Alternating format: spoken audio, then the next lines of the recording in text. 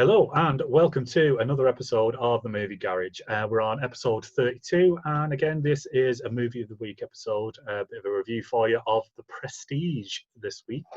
Did you manage to watch it, Gaza? I did, yeah, I've got it watched. Yeah, same here. It took me a couple of goes actually. It kept getting interrupted, but I kept going back to it. So yeah, mine was the same. yeah, so Definitely. It's a really interesting film, isn't it? To try and describe. It's basically just two magicians who are trying to steal each other's tricks. Literally the whole movie for 2.5 hours. It's an interesting film, and I do like this kind of stuff. Yeah. Like because, what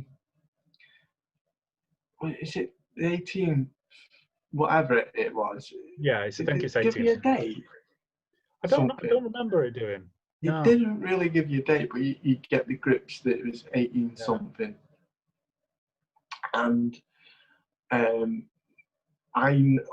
know I love magic and absolutely love it, and I'll watch stories of magic and videos and YouTube stuff, and I like the story of this show is that two dudes are battling each other for the better trick, and they were trying to spoil each other's tricks by doing whatever they felt needs to be done to stop them outperforming each other. Yeah. And I know, like, when you watch this kind of thing, that kind of thing happened in real life. Yeah, it's so got what's going on it. Like, magicians hate each other. Yeah. Like, they really do. Like, they claim they be a tight-knit family, but they all try to outdo each other. Yeah. Because one person will do a trick where it'd be, well, I'm going to stay in a box for this long. So someone will go, well, I need to beat that. Yeah, a smaller box and twice as long. Yeah. But so that I know for a fact that kind of thing goes on. So it's like you can only do a film like that in the set at that time. Yeah. So I did find a lot of the stuff really interesting actually when I was watching it, and like the both actors are really good. You really believe that they're playing magicians. Yeah, so the two main actors in the whole film are Hugh Jackman and Christian Bale. So it's Wolverine versus Batman, who's better at magic, basically, for the whole film. But the casting is amazing, isn't it? It's got Michael Caine. Michael Caine is he's kind of the guy who designs a lot of these tricks, isn't he, Michael Caine? And then one of their apprentices, who turns up a little bit later, is Scarlett Johansson. So you got Black Widow shoved in there as well for a bit of good measure. It's like the cast for me was the main thing. Watching all these people act together was really, really fun to watch. Yeah, I thought the cast was great. Like, I think it was interesting to see, like, watching it all kind of unravel its kind of self. I found myself double guessing stuff. Yeah, definitely trying to work out stuff. Yeah, and I thought that's such a clever thing for a magic film to make the people watching it just keep double guessing. Yeah. What's going on or what's going to happen. Yeah, really, really clever. And it's kind of like the pair of them are just obsessed, aren't they, at getting the best trick and getting one over. So they end up having a falling out. I don't really want to spoil it at this little bit, but they end up falling out about something, and then basically just start sabotaging each other's shows in really ingenious ways, don't they? And then, like you say, they're trying to all become the best, so they're getting the best trick. If one of them gets a trick, then the other one tries to do it but better and add stuff to it and things along those lines. And it's really, really intriguing to find out which one's doing which, and then which bits are con and which bits not.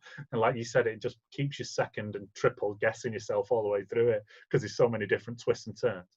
And the way it's filmed as well, it kind of jumps backwards and forwards in time, doesn't it? It's not like just filmed in one straight line. Yeah. Do you know, I always, and I kind of found myself When would it do a trick and you go, how did he do that trick? And I'm like, it's a movie. Yeah. It's not. I did find myself doing that, but it was actually quite dark too. Yeah. Oh Because yeah, a lot of it was. like like really dark. Like it showed you the lengths that they will actually go to just to be the better Yeah, magician. that's And it. Like some of the components of the tricks that they were showing us, because it was like, I think a lot of it was based on real magic, wasn't it? I mean, there was a few bits that definitely weren't, but a lot of it was definitely like all illusion based and was actually possible to do. And the whole thing was about like them trying to find out how they did it because it looked to be impossible. Um, and some of that was really dark, like you say. And then there was the other side of it, which is like the two main characters' obsessions and the lengths that they were willing to go to try and beat this other guy. With that, that got pretty disturbing, didn't it? no, it does. It does get quite, and I think it works. It works for this type of film. Mhm. It really does, and you do get dragged into it a little bit in that sense, and that's quite. I found it a very, for most, no, for most parts, I found it a very clever film. Yeah, Um, definitely. I think it'd struggle, like you said. I think it only works because of when it's set. I think if you set it like now or something like that, you'd have to do something like ridiculous with it. It'd have to be like all cyber or something along those lines. You know what I mean? they, what was it called? They did, they did do a film like this set now, and it was actually really good. They've done two, and I can't remember what it was called. Oh, God, it's going to really annoy me. We've done that. Was it Now You See It? They've done a couple of Oh, I those for can't wedding remember. magicians and stuff like that, and they pull off I back. cannot remember what it was called. There's a couple Uh, of those movies. They're great. yeah, I really can't remember, but they did do it, but it didn't. It's good and visually great, but it just doesn't work the same way. Yeah. It's done because I've seen two films similar, and they've both set it. I don't know if you've ever seen The Illusionist. I don't think I've watched it. No, but yeah, I'd know of it. It, I don't know. it's a stunning movie, Really, yeah. and they're both set in similar times, and it's the only reason why this kind of film works for me. Yeah, yeah, definitely. It, When it was like, because it was big stage performances, wasn't it? And they all like, yeah, they basically have theaters, don't they, that they sell out, and it's all like set up. yeah, and people at that time would only have seen stuff like that happen on a stage. Yeah, They've no idea about what people can do with visual effects and what have you, the tricks that people can do now these days yeah, compared to then, and they didn't have TVs or anything like that, so it's the only thing they can believe is what they see right in front of their eyes, yeah, and and you kind of you kind of drag yourself back to that stage, don't you, and put yourself into and there's a couple of bits where it's quite shock, and you go, oh, I hope that doesn't happen in real life. yeah. Yeah, but that's the thing, like we were saying before, how shocking some of the tricks were and the way they worked. I think that's how they did work, wasn't Yeah, it? like, I like know. some budgies get some shit in that movie. Yeah, they do. No, if you're a bird lover, steer clear of the Prestige. It does not end well. Should we get a little bit of spoilery and get into some of the deeper stuff? Yeah, I don't think there's anything wrong with going spoiling. Cool. It's a great movie, The Prestige. If you've not seen it, then go away and watch it. This is your warning because we're about to get spoilery now and talk about some of the more in-depth bits of it, which is quite interesting. Yeah, the ending is massively shocking, isn't it? It's terrible ending. Yeah, like when you figure out how he's been doing the trick and stuff like that. That was like really holy shit. So he literally like, so Tesla makes him a machine, which is supposed to be like a teleporter, isn't it? But is in fact it's basically like a scanner and a copier. and it copies him to a different place, but then he's still there. So the one that's still there just gets drowned. So every time this other trapdoor opens and drowns him. Do you know what, Jay? The ending of this film annoyed me so much. Really? I thought it was terrible. It goes with none of the film. Yeah, Like, because it was where did making a duplicate thing or person come into this film at all? actual magic. Why bring I don't know. it changed? It had a. It had like it had. It's like we jumped a century. Yeah, you're right. You don't know. You're exactly right. It changes the whole feel of the movie doing that, making Yes. making something about illusion and like two magicians who are trying to figure out how the other guy does the illusion because they know it's not real, and then putting real magic into it at one point is Yeah. it kind of defeats the objects of everything else, and then Yeah. like doing it in such a way that all it does is show how obsessed with this guy is being the best because he's willing to kill a copy of himself every single night on stage. Is just there's no need for it. They could have done it like such. Yeah. He could have copied himself once and then had a double and then just not killed him. You know what I mean? He could have like done some fancy sparks and then just had him pop up at the thing and just have one double. You don't need to drown one of them every single night. Every single time. Yeah. So he was pushed to this, getting that kind of evil, Yeah. and because I'm gonna the Batman dude, his character practically helped kill his wife in a stunt and an illusion by doing the knot. So they were doing she was in a cube of water and she had to get out of a knot. And they told her not to do a certain knot because she will never get out of it.